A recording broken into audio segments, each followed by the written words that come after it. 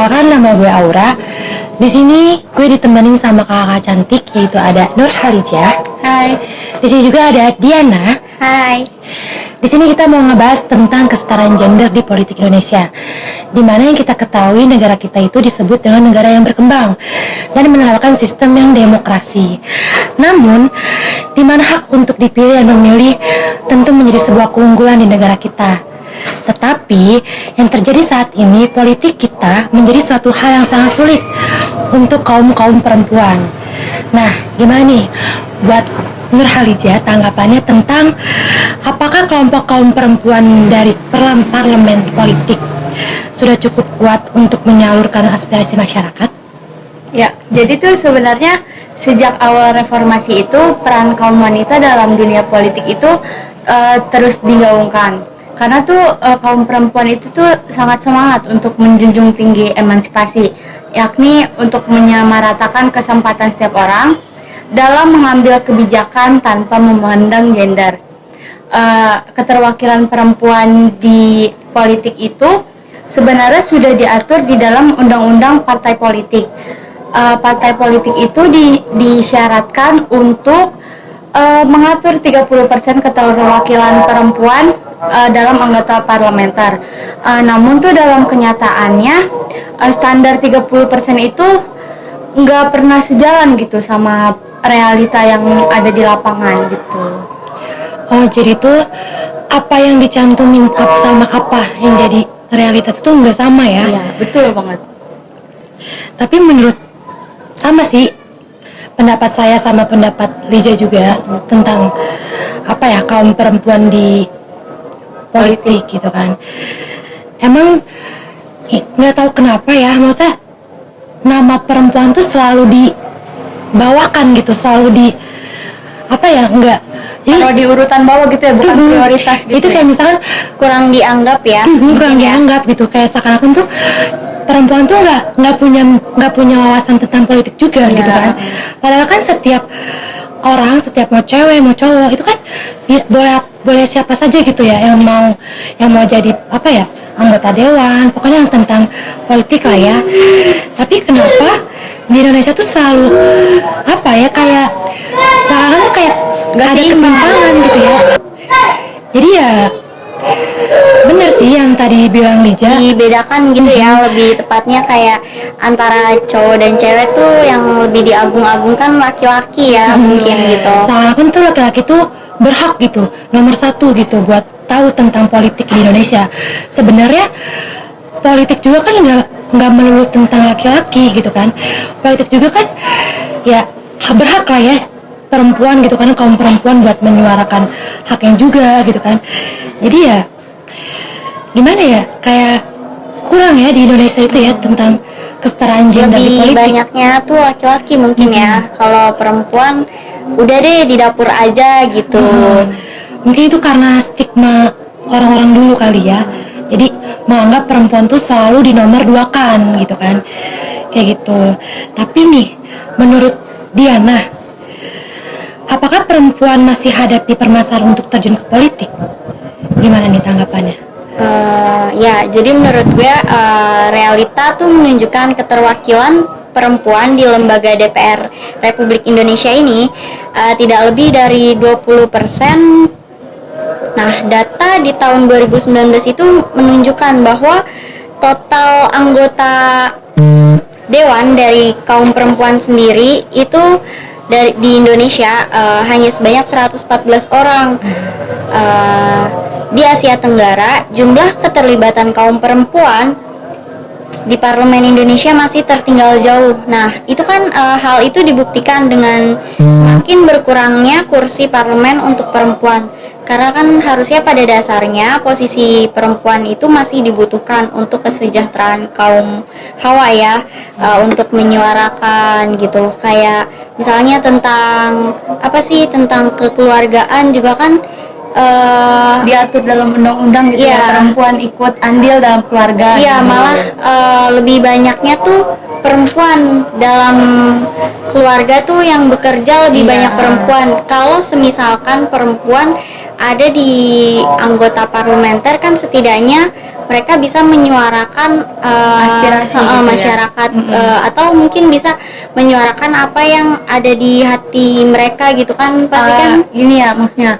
Jadi tuh kalau misalnya perempuan masuk ke dunia politik, dia tuh bisa mewakilkan perempuan-perempuan lain di Iya luar benar, sana gitu iya ya. betul. Paham. Jadi ya sebenarnya kita juga butuh perempuan lah ya, intinya nggak melulu tentang apa-apa tuh laki-laki gitu kan. Iya. Karena suara juga kan bukan suara laki-laki doang ya kan, perempuan juga bisa bersuara gitu kan. Kayak tadi yang Aura bilang kalau misalnya dalam politik itu kan semua berhak bersuara gitu, mau cewek mau cowok, seharusnya sih rata ya. Iya, karena kan kita di sini kan tinggal nggak cowok semua gitu kan. Bahkan bukannya di negara ini tuh lebih banyak perempuan ya. Iya. Apa namanya? Penduduknya gitu Iya, ya, lebih banyak perempuan betul. gitu. Nah, tapi di Indonesia sendiri anggota parlemennya justru lebih banyak laki-laki ya. Iya. Nah, itu kayaknya suaranya tuh kurang didengar oleh anggota parlemen gitu kan ya. Iya. Kalau di Indonesia sendiri. Nah, terus nih sekarang, kalau menurut Aura, kenapa keterwakilan kaum perempuan dalam politik di Indonesia itu cuma 30%? Karena menurut hasil survei secara global 30% merupakan angka kritis partisipasi perempuan, di mana itu sangat maksimal gitu. Kalaupun lebih dari 30% sangat diperbolehkan sebenarnya. Tapi alasan kaum perempuan diberi minimum 30% itu karena stigma masyarakatnya yang kurang tentang politik. Yang dimana-mana tuh politik tuh hanya laki-laki saja yang diperbolehkan. Jadi kayak pikiran kolot lah ya bahasa sekarang mah ya gitu. Jadi padahal tuh politik mengatur tentang kebijakan negara dan undang-undang yang menyangkut kaum perempuan juga. Jadi ada sangkut pautannya juga sama perempuan ya kan. Yang tadi benar, yang tadi kata Diana, kata Lija, nggak melulu soal laki-laki gitu kan. Terus berkaitan tentang keluarga juga yang tadi Diana bilang tentang anak atau tentang semacamnya lah ya. Pokoknya undang-undang tuh nggak cuma tentang sanksi, nggak cuma tentang orang yang diberi hukuman atau apa, semua tentang kekeluargaan, tentang apa namanya anak, suami istri, itu tuh ada undang-undangnya. Pokoknya itu dalam undang-undang itu juga mengatur perempuan gitu ya. Tapi kenapa dalam politik itu perempuan gak diikut sertakan gitu ya? Iya, sebenarnya ya apa ya? Mungkin lebih ke karena stigma masyarakat dari zaman dulu kali ya. Jadi perempuan tuh bukan yang nggak mau masuk ke anggota parlementer, mungkin lebih ke memikirkan stigma yang ada di masyarakat. Jadi lebih takut gitu, takut nanti akan omongan tetangga, mungkin omongan-omongan di luar sana gitu ya. Iya, soalnya sebagian besar masyarakat Indonesia tuh perempuannya apa ya, negaranya tuh kayak merugi jika kaum perempuan tidak terlibat dalam politik. Tanpa terwakilkan, perempuan politik di negara ini minim aspirasi perempuan. Iya, karena kan tanpa adanya perempuan di politik itu kan dia nggak bisa menyuarakan suara-suara kaum perempuan yang lainnya gitu. Orang laki-laki mah mana paham kan masalah perempuan gitu. Kayak contohnya kayak ini Ibu Kartini lah ya. Maksudnya dia kan emansipasi wanita gitu kan. Panutan buat kita semua. Dia yang menyuarakan suara-suara hak-hak manusia. Keluhan-keluhan wanita perempuan gitu ya. Itu sangat seperti kayak yang slogan habis gelap terbitlah terang. Nah, mungkin Ibu Kartini ya yang menerangkan wanita-wanita sampai hari ini gitu, yang menginspirasi lah gitu. Ya. Tapi di Indonesia juga ya gimana ya, kayak nggak ada habisnya nggak sih ngomongin tentang kesetaraan gender gitu kan. Benar. Kayak apa ya, apalagi sekarang ada bahasa patriarki sama feminisme, ya kan. Jadi sekarang itu jadi makin memperpanjang gitu, memperluas ya, memperpanjang masalah gitu ya. Tapi menurut kalian nih, apa sih harapan atau saran nih buat Indonesia gitu, maksudnya untuk tentang politik di Indonesia gitu, gender sarannya gitu, gimana nih kesetaraan gender politik di Indonesia gitu? ya, mungkin seperti yang tadi dibilang kali ya, sebagai panutannya itu Ibu kita Kartini tuh gimana ya, lebih berani dalam menyuarakan, jadi nggak perlu mendengarkan atau berpikir stigma yang dahulu-dahulu gitu loh, karena kan ibarat burung kalau terbang tapi yang sayap satunya nggak ada kan nggak mungkin bisa terbang, hanya angan-angan kan.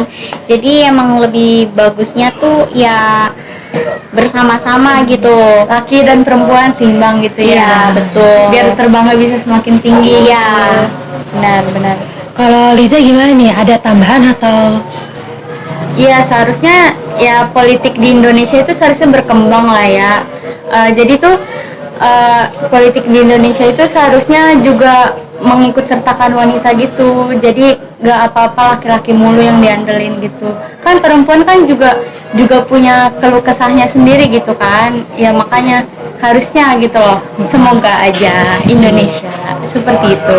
Iya, jadi intinya dari harapan kita bertiga ya, semoga Indonesia ke depannya tuh lebih apa ya, tentang kesetaraan gender tuh lebih adil gitu. Jadi nggak Tidak melulu membeda-bedakan tidak antara membeda-bedakan. perempuan dan laki-laki ya Kita tuh mungkin ya. udah di zaman modern itu tuh seharusnya stigma nenek moyang itu, stigma yang turun menurun itu seharusnya bisa di inilah ya.